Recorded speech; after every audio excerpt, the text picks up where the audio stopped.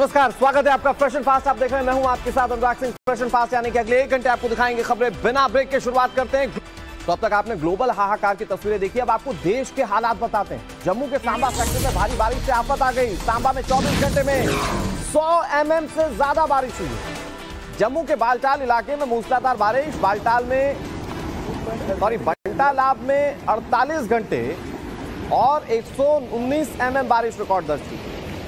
ये जम्मू कश्मीर का बंटालाब इलाका है जहां पर 119 mm बारिश रिकॉर्ड की गई। अब आप तस्वीरें देख रहे हैं, पहाड़ों से पानी जो आ रहा है जमीन पर वो कैसे आ रहा है, इसका बहाव कितना तेज है, आप इन तस्वीरों में देखकर अंदाजा लगा पाएंगे। कई बार ये सड़कों के बीच से जब गुजरता है तो लोग अपनी गाड़ियों को वहीं थाम देते हैं। और बड़ी बात यह है कि हादसों को रोकने के लिए ये एहतियात भी जरूरी है। इन सबके बीच में उत्तर प्रदेश के मुरादाबाद में रामगंगा नदी उफान पर है। कालागढ़ बांध से पानी छोड़े जाने के बाद बाढ़ जैसे हालात बन गए। मुरादाबाद के निचले इलाकों में पानी भर चुका है। घरों में पानी भरने की वजह से लोग पलायन करने के लिए मजबूर हैं।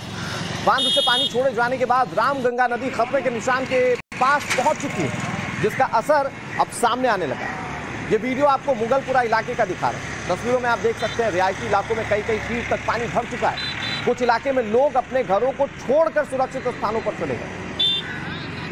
सवाल इस बात को लेकर है कि आखिर बारिश का ये सिस्टम कब तक जारी रहेगा, लोगों को कब तक ये सब कुछ झेलना पड़ेगा। बात मध्य प्रदेश की करते हैं। कई इलाकों में बारिश का सिलसिला जारी है।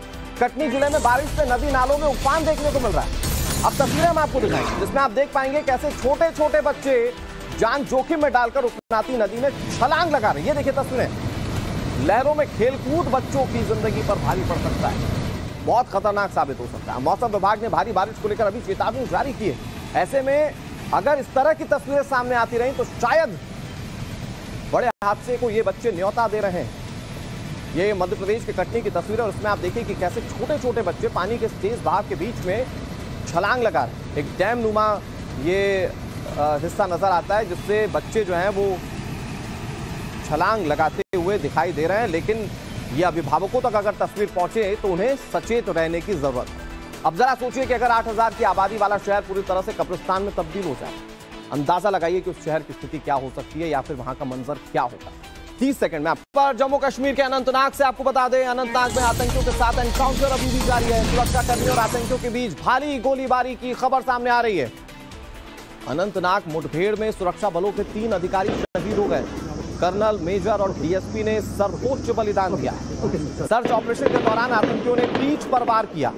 अनंतनाग में आतंकियों के खात्मे को लेकर ऑपरेशन तेज है, ऑपरेशन क्लीन लगातार चलाया जा रहा है। लेकिन अनंतनाग से आ रही तस्वीरों को देखिए, यहां देश के दुश्मनों और सुरक्षा बलों के जवानों के बीच इस वक्त जबरदस्त गोलीबारी हो रही है। एम्बियंस के साथ आपको वो तस्वीरें दिखाएंगे जहां वीडियो में आपको दोनों ओर से की जा रही फायरिंग की आवाज साफ सुनाई दी।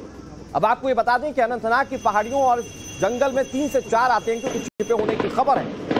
मंगलवार को आतंकियों और सुरक्षा बलों के जवानों के बीच मुठभेड़ में 2 आतंकियों को ढेर कर दिया गया था। हालांकि सर्च ऑपरेशन के दौरान बाकी बचे 3 से 4 आतंकियों ने सुरक्षा बलों के अधिकारियों पर पीछे से हमला कर दिया, जिसमें सेना के कर्नल मनप्रीत सिंह, मेजर आशीष धोनेक और डीएसपी हुमायूं भट्ट शहीद हुए। और अनंतनाग में भारी संख्या में जवानों की तैनाती कर दी गई है। सुरक्षा बलों ने आतंकियों को चारों तरफ से घेर दिया है। एक आतंकियों को मारकर बदला लेने की तैयारी की जा रही है। जंगली क्षेत्र कोकेर नाग में आतंकियों से मुठभेड़ जारी है। आतंकी संगठन टीआरएफ ने हमले की जिम्मेदारी ली है। फिलहाल इन आतंकियों का काल नजदीक है, क्योंकि हमारे सेना के जवानों ने इन्हें पूरी तरह से घेर रखा है और कभी भी इनके ढेर होने की खबर सामने आ सकती है। 3 से 4 आतंकियों के जंगल में छिपे होने की जानकारी थी और उसके बाद से लगातार इनके खिलाफ सर्च। दरअसल ये बताया जा रहा है कि एक गुप्त सूचना मिली थी कि जो वहाँ पर एक गडूला गांव है, वहाँ पर एक फॉरेन मिलिटेंट्स का ग्रुप छुपा हुआ है। इसके बाद से जो है जम्मू कश्मीर पुलिस, सेना और सुरक्षा बलों ने साझा अभियान चलाया और जैसे ही एक हाइडआउट के नज़दीक पहुँचे थे तो वहाँ से मिलिटेंट्स ने अंधाधुंध फायरिंग की, जिसमें तीनों ऑफिसर जो कि फ्रंट लाइन से लीड कर रहे थे वो गंभीर रूप से घायल हुए। हालांकि उन्हें तुरंत ही जो है अस्पताल पहुंचाया गया, जहां पर तीनों की जो है मृत्यु हो गई है। इसके बाद से जो है जम्मू कश्मीर पुलिस ने पूरे इलाके में जो है सांझा ऑपरेशन जो है काफ़ी कड़ा कर दिया गया था। मनप्रीत सिंह जो कि कमांडिंग ऑफिसर थे 19 RR के और उनके सहयोगी मेजर अनुज के अलावा जम्मू कश्मीर पुलिस के एक काबिल ऑफिसर DSP हुमायूं भट्ट की मौत के बाद से जो है सुरक्षा बलों ने एक अलर्ट जारी किया और जो हाईवेज़ हैं वहाँ पर ज़्यादातर नाकाबंदी जो है देखने को मिली थी।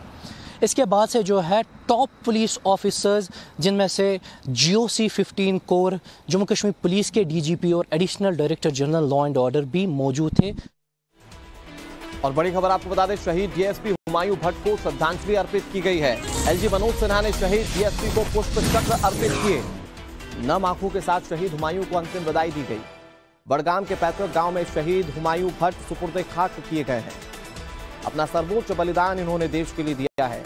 आतंकियों की कायराना करतूत की वजह से जम्मू कश्मीर पुलिस के DSP हुमायूं भट्ट अब इस दुनिया में नहीं रहे। ये जो आप तस्वीरें देख रहे हैं, ये उपराज्यपाल मनोज सिन्हा की तस्वीरें हैं जिन्होंने श्रद्धांजलि अर्पित की। इसके अलावा तमाम जो बड़े अधिकारी थे उनकी ओर से भी श्रद्धांजलि अर्पित की गई है।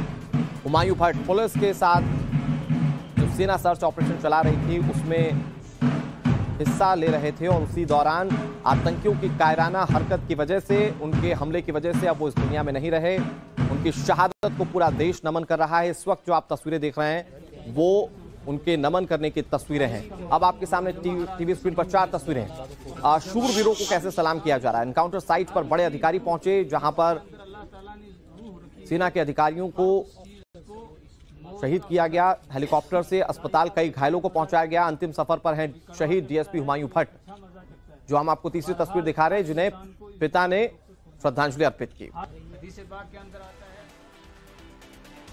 और अब आपको ग्राफिक्स के जरिए समझाते हैं कि आखिरकार एनकाउंटर के दौरान हुआ क्या था जिसकी वजह से हमारे 3 सेना के बड़े अधिकारी शहीद हो गए। देखिए, जो पूरी घटना हुई वो गारोल अनंतनाग में हुई। आतंकवादियों के साथ यहां पर एनकाउंटर हुआ जहां 19 राष्ट्रीय राइफल्स के commanding officer colonel Manpreet Singh शहीद हो गए। मेजर आशीष धोनेके और DSP हुमायूं भट्ट भी शहीद हो गए। जम्मू कश्मीर पुलिस के रिटायर्ड DIG गुलाम हसन भट्ट के बेटे हैं जो जम्मू कश्मीर पुलिस में थे और उनकी शहादत सामने आई। प्रतिबंधित रेजिडेंस फ्रंट ने इस पूरे हमले की जिम्मेदारी ली है।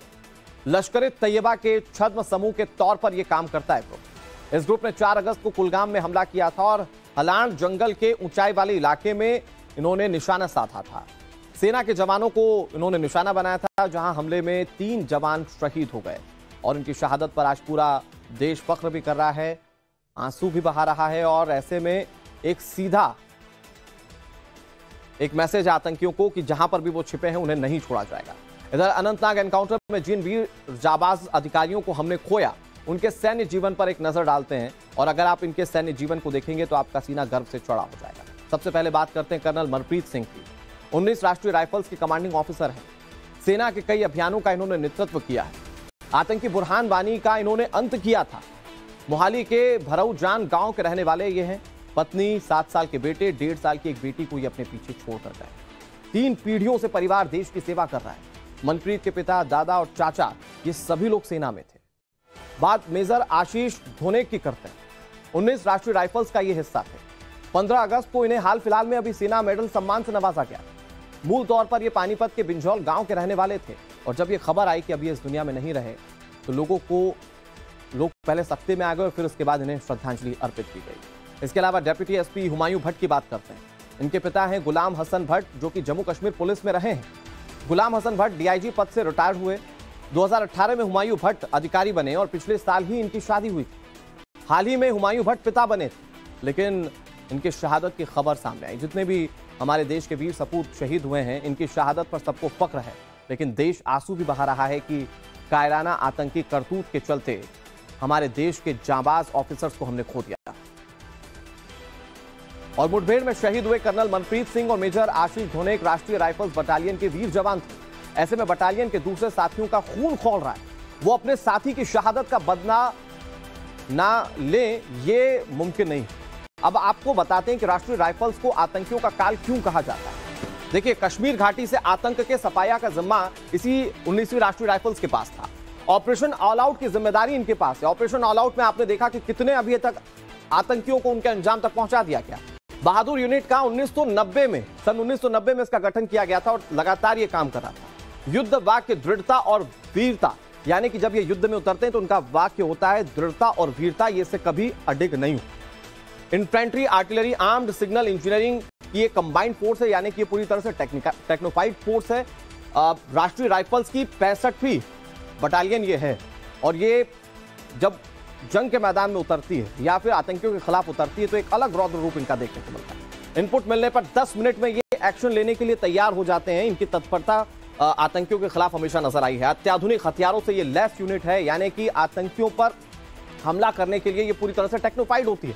LMG, multi grenade launcher, AK-47, इन तमाम हथियारों से ये जवान लैस होते हैं। ये इस बटालियन की खास बात है और ये बटालियन के जब बड़े ऑफिसर्स हमने खोए हैं तो सोचिए कि देश के लिए कितना बड़ा नुकसान। देश के लिए अपना प्राण न्यौछावर कर देने वाले DSP हुमायूं भट्ट के पार्थिव शरीर को जब बड़गाम के पैतृक आवास ले जाया गया तो वहां माहौल गमगीन हो गया। घर की महिलाएं अपने आंसुओं को नहीं रोक पाई। DSP हुमायूं भट्ट का शव देखकर महिलाएं दहाड़ मार रोने लगी। इस भावुक पल को देखकर आपका भी कलेजा पसीज जाए। देखिए एक जवान बेटे के बिछड़ जाने का गम क्या होता है।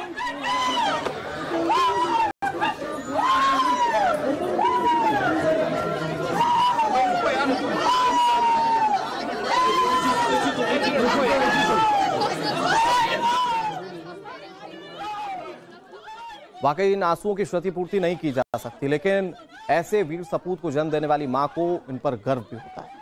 हमारे साथ हमारे सहयोगी अनंतनाग से यावर सैफी जुड़ गए।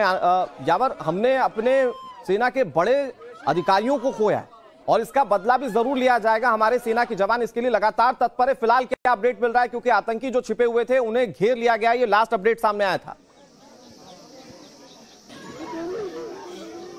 देखिए बिल्कुल, उज़ैर खान एक लश्कर तैयबा का मिलिटेंट इसमें बताया जा रहा है और कल से जो ये ऑपरेशन चल रहा है, अब 21 घंटे से ज़्यादा हुए जब से ये ऑपरेशन शुरू हुआ है और बिल्कुल हम इस वक्त उस एनकाउंटर से सटे ही है जहां पर ये रीइंफोर्समेंट अभी बुलाई गई है।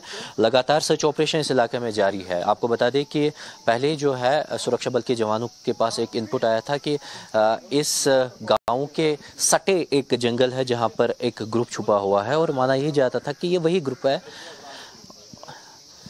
और यही माना जा रहा है कि जो सुरक्षा बल के जवान हैं उनको ये इनपुट आया था कि यहाँ पर ये ग्रुप है और उसके बाद जैसे ही ये ऑपरेशन शुरू हुआ तो इनिशियल एक्सचेंज में जो है जम्मू कश्मीर पुलिस के DSP को गोली लगी और उसके बाद से जो है सेना के टॉप ऑफिसर CO रैंक के और मेजर को गोली लगी। हालांकि जल्दी उन्हें हॉस्पिटल पहुंचाया गया जहां पर डॉक्टर उन्हें बचा नहीं पाए। रिसेंटली जो है हुमायूं रिक्रूट हुए थे और जम्मू कश्मीर पुलिस के DIG के बेटे थे और उसके बाद से जो है इस पूरे इलाके को पूरी रात जो है सुरक्षा बल के जवानों ने अपने में घेरे में लिया था, लेकिन सूरज के पहली किरण के साथ ही यहाँ पर सर्च ऑपरेशन जो है फिर से शुरू कर दिया गया। आप नजर बनाए रखिए यावर, हम आपसे तमाम अपडेट्स आगे भी लेते रहेंगे, लेकिन जिन वीर सपूतों ने, देश के वीर सपूतों ने अपना सर्वस्व न्यौछावर कर दिया, उन वीर सपूतों को टाइम्स नाउ नव भारत भी नमन करता है। उनकी शहादत आगे युगों युगों तक याद रखेगी। आगे बढ़ते हैं, खबरों में दिखाते हैं आपको राजस्थान में पेट्रोल पंपों की हड़ताल के बाद हालात कैसे, लेकिन उससे पहले इंदौर में एक शिक्षक की निर्वस्त्र करके पिटाई क्यों कर दी गई, ये जानिए अगले 30 सेकंड। इंदौर से इंसानियत और शिक्षक के पेशे को शर्मसार यानी कि डीलर्स की ओर से यह बंद बुलाया गया है। CM अशोक गहलोत ने टैक्स घटाने से साफ इनकार कर दिया है। मांग पूरी नहीं होने पर कल से अनिश्चितकालीन हड़ताल भी शुरू हो जाएगी। पेट्रोल पंप बंद होने से राज्य को रोजाना 40 करोड़ के नुकसान का आकलन है। राजस्थान में पेट्रोल पंप के हड़ताल का दूसरा दिन है और 2 दिन के हड़ताल की वजह से लोगों की परेशानियां काफी बढ़ गई। हालात ऐसे हैं कि लोग अपनी गाड़ियों को पंप के बाहर ही छोड़कर चले जा रहे हैं। राज्य सरकार के वैट को लेकर पेट्रोल पंप डीलर्स और सरकार के बीच तकरार बढ़ गई है। CM अशोक गहलोत ने साफ कर दिया है कि वैट की बजाय केंद्र सरकार को टैक्स कम करना होगा, राज्य सरकार टस से मस नहीं होने वाली। गहलोत के इस रुख को देखते हुए पेट्रोल पंप मालिकों ने मांग पूरी ना होने पर 15 सितंबर यानी कि कल से अनिश्चितकालीन हड़ताल पर जाने की धमकी दे दी। इस वक्त कोटा के पेट्रोल पंप पर हूँ। आप देखिए पाइप लगा कर बंद कर दिया गया है। विभिन्न मांगे इनकी है, खासतौर पर वैट कम करने की मांग जो है वो सबसे बड़ी मांग है। और यहाँ पेट्रोल पंप के अंदर मैं पहुँचता हूँ और यहाँ बात करने की भी कोशिश करूंगा, लेकिन फिलहाल आप देख सकते हैं कि मुख्य रोड का ये पेट्रोल पंप है बिल्कुल खाली नजर आ रहा है, कोई भी यहाँ पर अंदर नहीं है। आप उस तरफ अगर देखेंगे तो कुछ संसाधन जो पेट्रोल डीजल लेने के लिए आए थे बाहर के बाहर खड़े रह गए हैं, कोई भी साधन अंदर नहीं आ रहा है। यहाँ के मैनेजर मेरे साथ हैं, उनसे मैं बात करूंगा। क्या शुभ नाम आपका? शैलेश जैन। शैलेश जी, मैं देख रहा हूँ जो पेट्रोल पंप खचाखच भरा रहता है क्योंकि मुख्य रोड का पेट्रोल पंप है, बावजूद इसके अब यहाँ कोई नहीं है, क्या वजह है? ये हमारे राज्य में जो पड़ोसी राज्यों के मुकाबले वेट की दरें काफ़ी ज़्यादा है, जिसके कारण करीब 5 से 10 रुपए लीटर पड़ोसी राज्य में पेट्रोल डीजल हमारे राज्य से सस्ता है। तो हम लोगों का राज्य सरकार से ये अनुरोध है कि वो वेट की रेट कम करे ताकि पड़ोसी राज्यों की कीमत में हमारे राज्य में भी पेट्रोल डीजल अवेलेबल हो। कितना वेट यहाँ राजस्थान सरकार आपसे लेती है? यहाँ करीबन 28% वेट लगता है। अन्य राज्यों की बात करें, मध्य प्रदेश, हरियाणा जो हमारे पड़ोसी हैं, गुजरात? मध्य प्रदेश में तो करीब हमारे बराबर ही कीमत है, पर हरियाणा, गुजरात और पंजाब, दिल्ली इनमें 16 से 20% के आसपास वेट है, तो उसके कारण हमारे कीमतों में काफी फर्क आ जाता है। देखिए, पेट्रोल डीलर्स की ओर से कहा जा रहा है कि दूसरे राज्यों में जो वैट है वो कम है, इसीलिए दूसरे राज्यों में पेट्रोल सस्ता मिलता है, लेकिन राजस्थान में ये महंगा हो गया। तो राजस्थान के रेट्स आपको बता देते हैं कि क्या है और सरकार कितना वैट इस पर लगा रही है। जयपुर की बात करें तो यहाँ पर पेट्रोल की कीमत है 108 रुपए 44 पैसे प्रति लीटर। डीजल की बात करें तो ये रेट है 93 रुपए 68 पैसे प्रति लीटर। अब इस पर जो वैट लगता है वो है 31.04% और एडिशनल इस पर जो लगाए जाते हैं वो 1.5 रुपए प्रति लीटर का रोड डेवलपमेंट सेस लगा दिया जाता है, यानी कि जनता की जेब पर इससे अच्छा खासा असर पड़ता है। अब डीजल पर जो वैट है वो 19.30% का है और 1.7 रुपए प्रति लीटर रोड डेवलपमेंट सेस इस पर लगा दिया जाता है। अब दूसरे राज्यों के हिसाब से समझिए कि वहां पर वैट कितना कम है। अहमदाबाद की बात करते हैं, यहाँ पर पेट्रोल 96 रुपए 42 पैसे प्रति लीटर मिल जाता है और राजस्थान में ये 10 रुपए ज्यादा महंगा है। डीजल की बात करें तो 92 रुपए 17 पैसे प्रति लीटर ही मिल जाता है। यहाँ पर पेट्रोल पर जो वैट लगता है वो 13.7% लगता है और 4% सेस लगता है। डीजल पर जो वैट लगता है यानी कि वैल्यू एडेड टैक्स वो 14.9% और 4% टैक्स सेस लगता है। इसके अलावा अमृतसर की बात करें जो कि पंजाब में, यहाँ पर पेट्रोल 98 रुपए 74 पैसे मिल जाता है प्रति लीटर। डीजल की यही कीमत जो है वो 89 रुपए 4 पैसे प्रति लीटर है। पेट्रोल पर जो वैट पंजाब में लगता है वो 15.74% का लगता है और डीजल पर ये जो वैट लगता है ये 15.88% का लगता है। तो ऐसे में जो राजस्थान के पेट्रोल डीलर्स हैं वो ये कह रहे हैं कि दूसरे राज्यों की तरह आप भी कम से कम वैट थोड़ा सा कम कर दीजिए, लेकिन राजस्थान के मुख्यमंत्री कह रहे हैं कि टैक्स कम करना है तो केंद्र सरकार करे, राज्य सरकार कोई कटौती वैट में नहीं करने पाएगी। आगे तमाम खबरें आपको दिखाएंगे, लेकिन आगे बढ़ने से पहले नजर इस वक्त की हेडलाइन।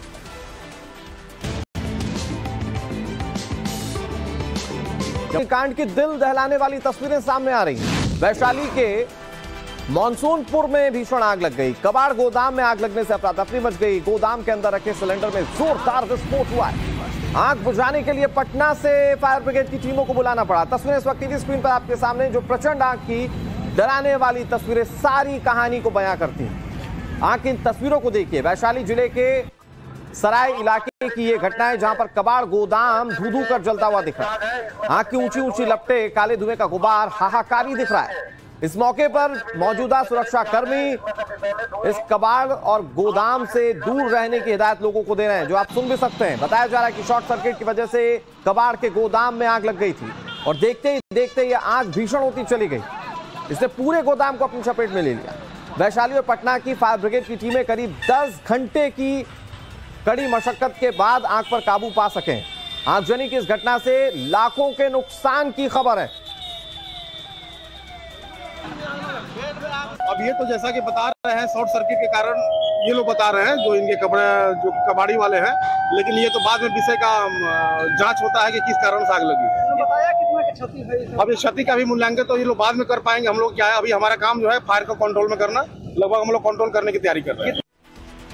और अगले 30 सेकंड में आपको दिखाते हैं नोएडा में दिन दहाड़े बाइक चोरी का वीडियो।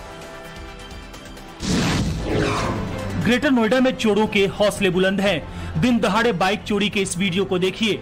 कैसे यहाँ एक चोर अस्पताल के बाहर पहले पूरे माहौल को देखता है और फिर मौका देख बाइक लेकर बड़े आराम से निकल जाता है। इस दौरान यहाँ बहुत से लोग नजर आते हैं, लेकिन किसी को इस बात की भनक नहीं लगती कि ये बाइक चोरी कर ले जा रहा है।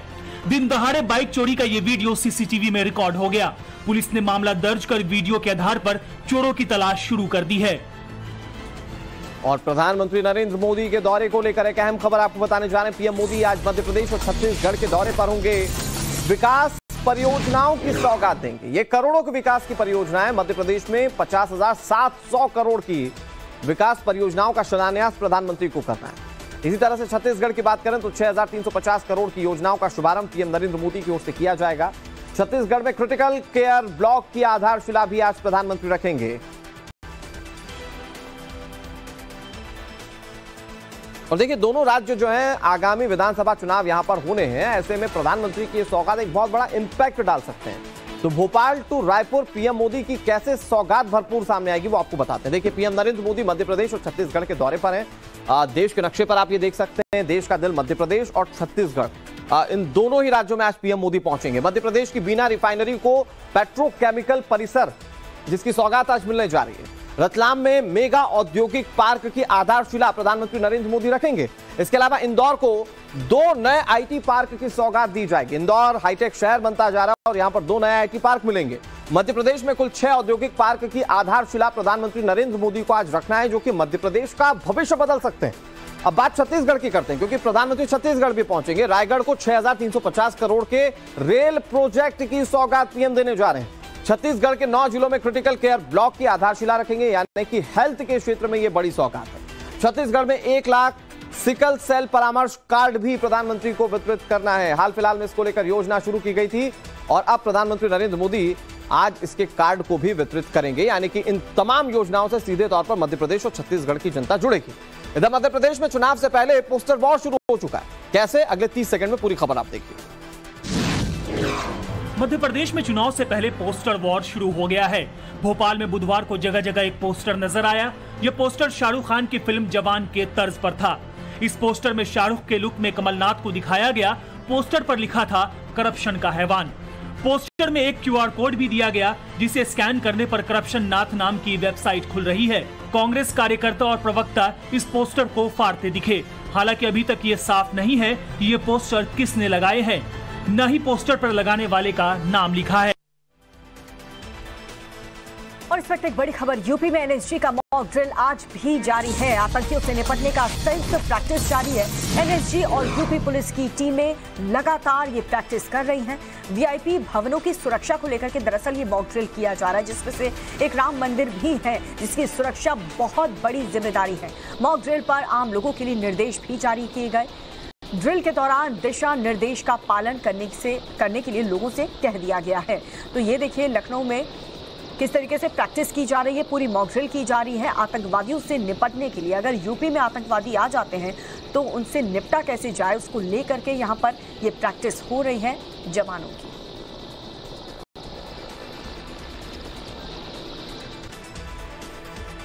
और यूपी से ही एक और अहम खबर आपको बताने जा रहे हैं, जिसमें आजम खान के ठिकाने पर आज भी छापेमारी होगी। आज कुछ और ठिकानों पर छापेमारी हो सकती है, ऐसी जानकारी मिल रही है। कल आजम खान के करीबियों पर आईटी की रेड पड़ी थी, यानी कि सिर्फ आजम खान ही नहीं बल्कि जो आजम खान के करीबी हैं वो भी अब रडार पर हैं और उनके ठिकानों पर भी छापेमारी हो रही है। करीबियों के 30 से ज्यादा ठिकानों पर छापेमारी हुई थी। और इसके अलावा आपको बता दें, आजम खान की मुश्किलें अब और बढ़ती हुई जा रही है। और जिस तरीके से ये छापेमारी हो रही है, उस कार्रवाई पर शफीकुर रहमान भड़क उठे हैं। आजम खान के साथ ज्यादती हो रही है, उन पर जुल्म हो रहा है। आजम खान पर इतना जुल्म ठीक नहीं है, ये कहना है समाजवादी पार्टी के सांसद शफीकुर रहमान बर्क का। इंसानियत से जीने नहीं दिया जा रहा सरकार। ये खुला हुआ जुल्म और ज्यादती है आजम खान के साथ। ठीक है, अगर उनकी निगाह में कोई काम जुर्म है तो जुर्म की हैसियत से उसमें कार्रवाई करें, एक्शन लें, लेकिन ज्यादती करना और इंसानियत के खिलाफ, मतलब ये कि एक इंसान को इंसानियत की जिंदगी नहीं गुजारने देना और इतना जुल्म करना, ये जुल्म अच्छा नहीं है। और बदलते दिन के साथ कश्मीर से हर दिन नई खुशहाली की तस्वीर सामने आ रही है। धरती का स्वर्ग धीरे धीरे नई ऊंचाइयों को छू रहा है। प्राकृतिक सौंदर्य से भरे इस राज्य से ऐसी ही एक तस्वीर एक बार फिर से सामने आई है, जहां पर श्रीनगर में एक शानदार फैशन शो का आयोजन हुआ। इस शो का आयोजन प्रसिद्ध फैशन डिजाइनर वरुण बहल ने किया। बदलते दिन के साथ कश्मीर से हर दिन नई खुशहाली की तस्वीर आ रही है। धरती का स्वर्ग धीरे धीरे